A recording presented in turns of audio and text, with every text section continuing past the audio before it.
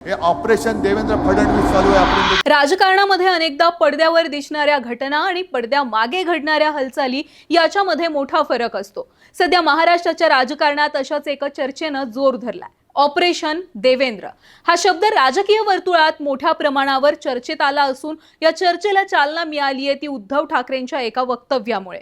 उद्धव ठाकरे यांनी असा दावा केला की महाराष्ट्रात घडणाऱ्या अलीकडच्या राजकीय घडामोडी या केवळ पक्षांतर किंवा नेत्यांच्या वैयक्तिक निर्णयांपुरत्या मर्यादित नाहीयेत.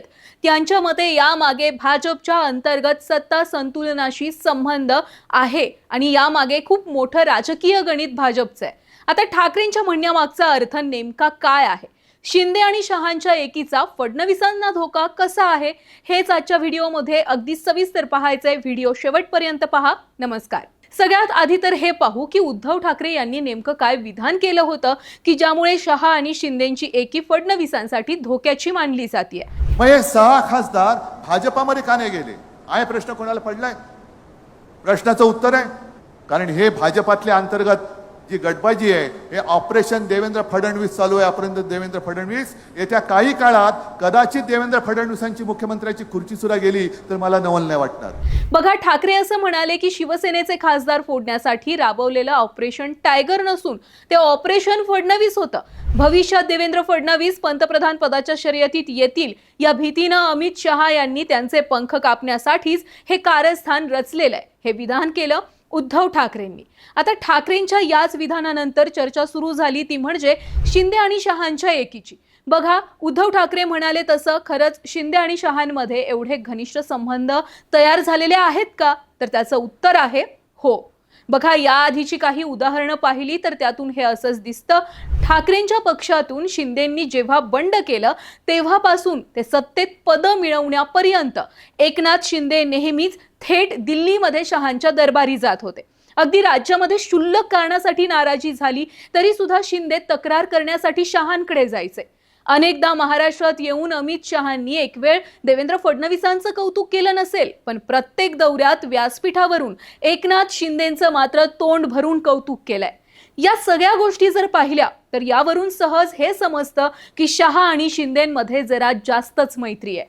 आता हीच मैत्री आणखी घनिष्ठ करण्यासाठी ठाकरे म्हणाले तसं काहीतरी शिंदे आणि शहांमध्ये नक्कीच शिस्त आहे. आता नेमकं या दोघांमध्ये काय शिस्त आहे? तर चर्चेनुसार असं समजतंय की शिंदे शहांशी जवळीक साधून राज्यात मुख्यमंत्री पद मिळवण्याच्या प्रयत्नात आहेत तर शहा शिंदेंना हाताशी घेऊन स्वतःचं पंतप्रधान पद सेव्ह करण्याचा प्रयत्न करतात. आता तुम्ही म्हणाल की मोदी अजूनही पंतप्रधान पदावर असताना शहा का तयारीला लागलेत? तर शहांची ही तयारी सुरू आहे 2029 साठी. बघा, 2029 साठी भाजपकडे पंतप्रधान पदासाठी अनेक चेहरे आहेत पण त्यातले एक एक चेहरे शहांनी हळूहळू बाजूला केलेत असं राजकीय तज्ज्ञ म्हणतात. म्हणजेच शिवराज सिंह चौहान असतील किंवा नितीन गडकरी असतील या सगळ्या वरिष्ठ आणि अनुभवी नेत्यांना अमित शहांनी अगदी अलगदपणे पंतप्रधान पदाच्या शर्यतीतून बाजूला सारलंय. स्वतः ठाकरे म्हणाले तसं शहांनी पंतप्रधान पदासाठी गडकरींना इथेनॉल मध्ये गुंतवलं आणि जे गडकरींसोबत झालं तेच शहा आता देवेंद्र फडणवीसांच्या सोबत करणार. तुमच्या मनात आलं असेल की फडणवीस तर राज्यात आहेत मग त्यांचा केंद्रात शहांसोबत काय संबंध येणार आहे? पण एक लक्षात घ्या, फडणवीस आत्ता राज्याच्या राजकारणात आहेत पण भविष्यात ते केंद्रात असतील आणि पंतप्रधान पदावरही दिसतील. या चर्चा खूप जास्त सकारात्मक पद्धतीनं फिरतायत. अनेक जण असं म्हणतील की फडणवीस राज्य सोडून देशात का जातील? ते पण मुख्यमंत्री पद पुढच्या सुद्धा निवडणुकीला पदरात पडण्याची शक्यता दाट असताना. पण बघा, फडणवीस पंतप्रधान झाले तर एक मराठी आणि तरुण माणूस देशाला पंतप्रधान म्हणून मिळेल. सर्वात महत्त्वाचं, फडणवीसांना राष्ट्रीय स्वयंसेवक संघाचं मोठं पाठबळ आहे. त्यांचे पंतप्रधान मोदींसोबत खूप चांगले संबंध आहेत.